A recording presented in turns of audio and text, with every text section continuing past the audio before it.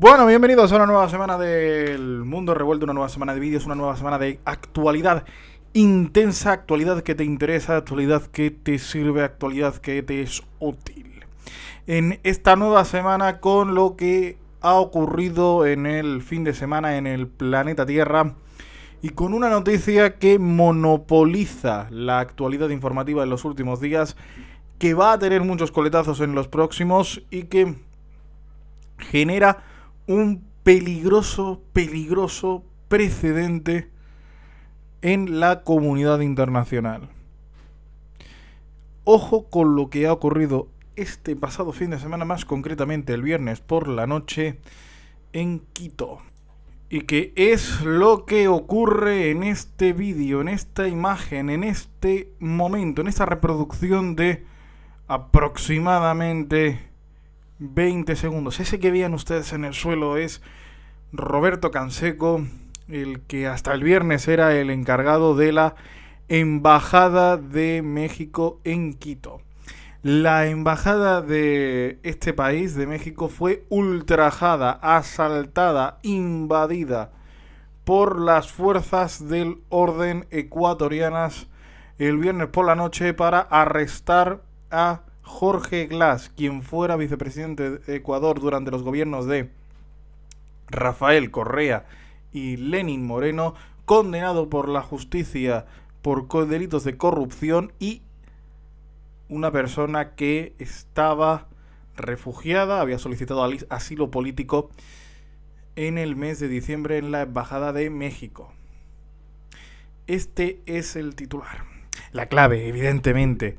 Esto, por si no sabes mucho de derecho internacional, que es verdad que tampoco es una de las grandes especialidades de la gente, las embajadas son territorio soberano del otro país, del país que tiene esa embajada. Es decir, la embajada de España en Londres, ese recinto, es territorio español, con la soberanía española, con las leyes españolas, y donde no puede entrar el Reino Unido, por ponerte un ejemplo.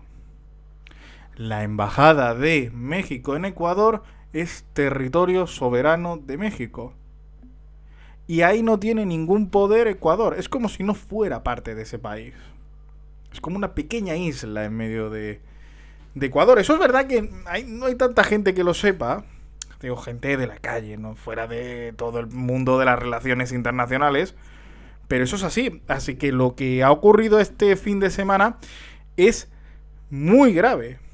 Muy grave, porque es prácticamente el equivalente a que Ecuador hubiera decidido entrar en el territorio mexicano, con lo que esto supone.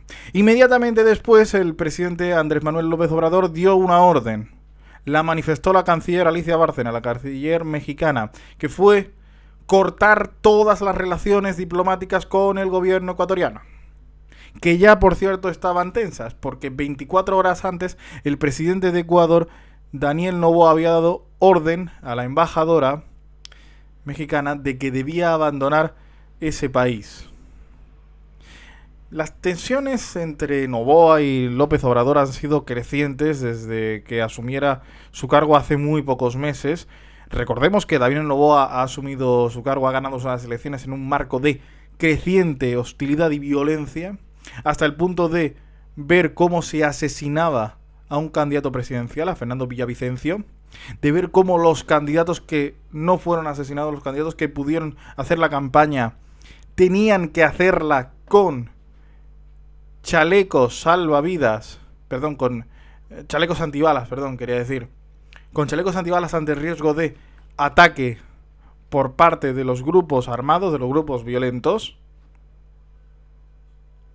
en un contexto en el que nosotros no estamos, desde luego, acostumbrados a ver una campaña política, y en un contexto en el que el mensaje de vamos a acabar con la delincuencia evidentemente ganó enteros, viendo que nadie era intocable.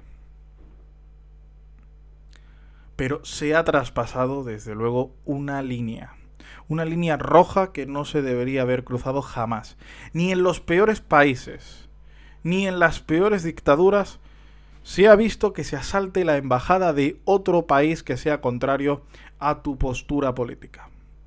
Ni en las peores dictaduras. Por cierto, esto evidentemente ha generado un revuelo y una crítica, un odio por parte de la comunidad internacional.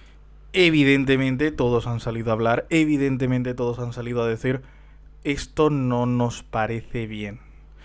Los primeros países, los latinoamericanos. Muchos a anunciar que rompían relaciones con Ecuador por el motivo de que no se sentían seguros o de que pensaban que algo les podía volver a pasar. Pero es que el conflicto muy rápidamente, demasiado velozmente, se extendía por todo el planeta, llegando incluso a las Naciones Unidas, que decían que esto no les parecía bien. Y hay ya, por parte de la oposición ecuatoriana, anunciado, presentado un juicio político contra las principales autoridades, no contra el presidente Noboa, pero sí contra la vicepresidenta, por ejemplo, por lo ocurrido el pasado viernes. Lo ha presentado la oposición. Peligroso, muy peligroso el motivo, lo que ocurre, lo que sucede en Ecuador. Ya lo digo, ni en las peores dictaduras se había visto algo así.